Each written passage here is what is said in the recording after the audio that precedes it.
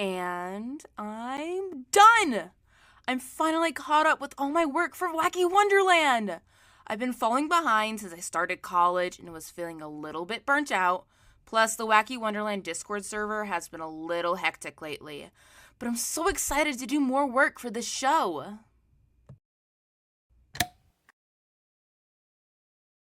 Well, fudge. Hello everyone, I'm Cotton, and recently I just lost my job. Well, for an indie show called Wacky Wonderland due to it being, well, canceled. In an age of indie animation where everyone wants to make a show and where a lot of them don't end up making it past production, I thought it would be good to share the experience I had in Wacky Wonderland for anyone interested in getting into animation. All the work I did, which includes the storyboarding, the rough animation, homework that was given to us to practice the style, a special secret project, as well as everything that I learned while the show was still active.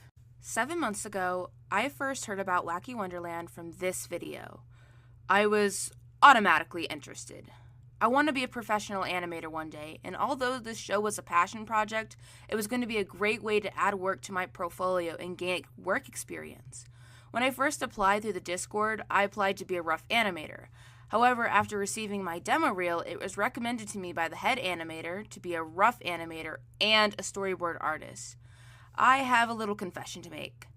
At that time, I hated storyboarding. It was my least favorite part of making my own animations. But on a whim, I thought, why not? And I took the role anyways. Now that I was hired, I spent the next few days researching how to storyboard better and finding ways to make the process less sucky for me. The part that irked me about storyboarding was the canvas being restricted to a set size when I didn't know what I wanted and each panel would look like. Actually, I don't even know if that makes sense, but it really bothered me. That's when I realized if I simply do the storyboarding in my sketchbook first and then size and clean them digitally, it wouldn't make me feel like walking away from my desk every few minutes. When it came time for all the storyboards to show what we've been made for the intro, I was feeling really nervous.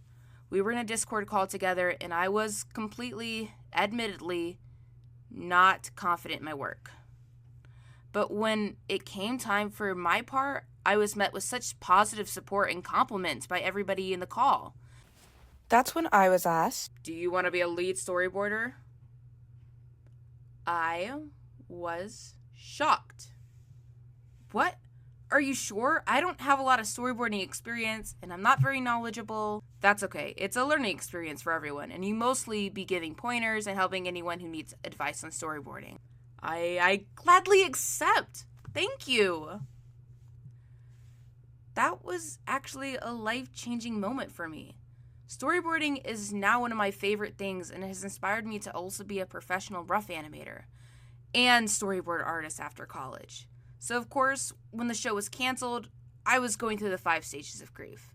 Fun fact, when I hit anger, I was venting to my roommate, and even though I don't curse, I decided to let that potty mouth sail, and my roommate ended up, well... Oh, my heart. Cotton, your cursing is hurting my heart. Or is this a power I now possess? But you know what? She's fine now. So moving on to when I realized I need to move on and make the best of the work I did on Wacky Wonderland and show off all that I did.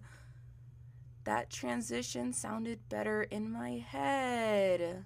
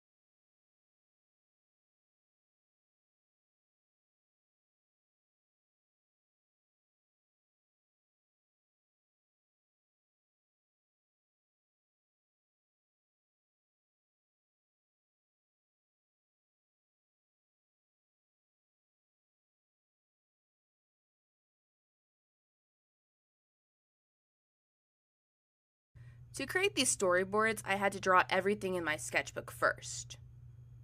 So, I actually have a lot of pages in my sketchbook of Wacky Wonderland. Can you guess which one's my favorite? And then my second favorite? Little hint, they're both bunnies. Yeah. I don't have a bias. Also, because we were making these storyboards into animatics before we got the voice lines, I would actually voice all the characters in my part, put subtitles to where I spoke, and delete the audio right after. Honestly, I had to figure that out on my own, but it definitely made it feel more rewarding when I did, and it was kind of fun to voice act those characters myself, which recordings that will never see the light of day. So, for the homework, every week it would give us a prompt and we would draw it in the style of Wacky Wonderland, and we would get a grade from 1 to 5, 5 being the best on how well we matched the style. It was optional, but I participated in every single one. I thought I knew how to draw in different styles, draw in different styles, but it wasn't until I started doing the homework that I realized how much my own style affects all my drawings. Like, for example, I like to use a lot of varied line weight, but a lot of characters would have just thicker lines or not a lot of line weight at all, when you're supposed to be drawing in the Wacky Wonderland style.